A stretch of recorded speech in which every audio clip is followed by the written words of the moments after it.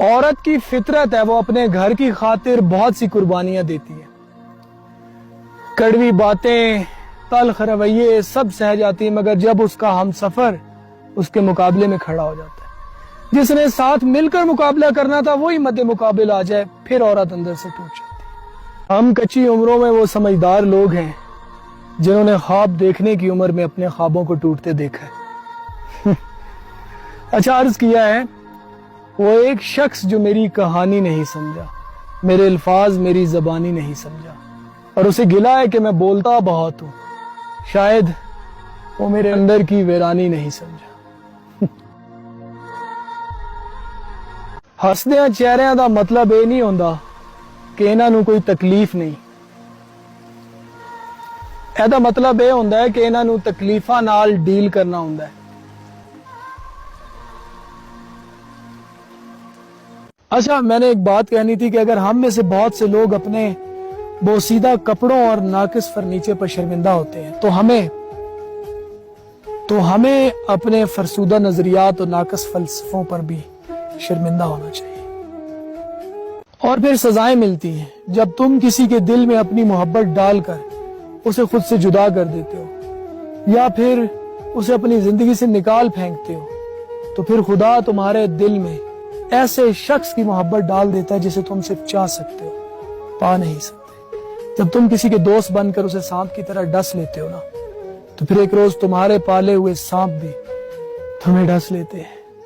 جب تم کسی کے کردار پہ انگلی اٹھاتے ہو، جب تم کسی پر تہمت لگاتے ہو، پھر تمہیں لوگ وہاں گندا کرتے ہیں جہاں تم نے اپنی عزت بنائی ہوتی ہے. اور جب تم اس عدالت سے بھاگ کر اس کی عدالت میں پہنچ جاؤ گے جہاں مخلص اور منافق لوگوں کے گروہ تقسیم ہو جائیں گے، پھر سزائیں ملتی ہیں. جتنا آساں فقیر کو آدے ہیں معاف کر، جتنا آساں فقیر کو آدے ہیں معاف کر، اتنا خدا کو آنکھوں تا بخشے بنیو آساں. کبھی کوئی مجھ سے پوچھے کہ تم نے زندگی میں سب سے زیادہ کیا کیا، تو میں بغیر رکے کہوں گا انتظار.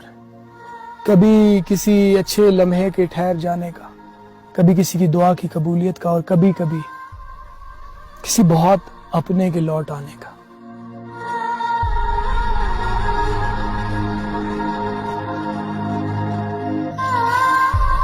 کسی نے کیا خوب لکھا ہے کہ انسان ان چیزوں سے کم بیمار ہوتا ہے جو وہ کھاتا ہے، اور ان چیزوں سے زیادہ بیمار ہو جاتا ہے جو اسے اندر سے کھا رہی ہوتی ہے. جون ایلیس صاحب نے کہا تھا کہ وہ باتیں کھا گئی مجھ کو جو باتیں پی گیا تھا میں.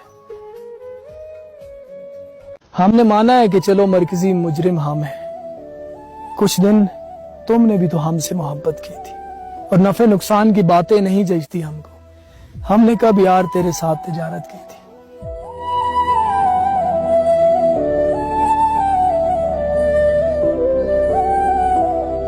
درختوں پر اوقات سے زیادہ پھل لگ جائے تو اس کی ڈالیاں ٹوٹنا شروع ہو جاتی ہیں، اور انسان کو اوقات سے زیادہ مل جائے تو وہ رشتوں کو توڑنا شروع کر دیتا ہے. انجام آہستہ آہستہ درخت اپنے پھل سے محروم ہو جاتا ہے اور انسان اپنے رشتوں سے.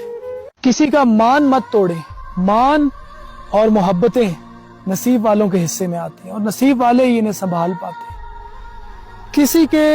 کسی کے دل میں جگہ بنانے کے لیے بہت وقت درکار ہوتا ہے، لیکن دل سے اترنے کے لیے فقط ایک کوتاہی، ایک ہی غلطی کافی ہوتی ہے. یہی اس دنیا کی ریت ہے اور یہی انسانوں کی فطرت.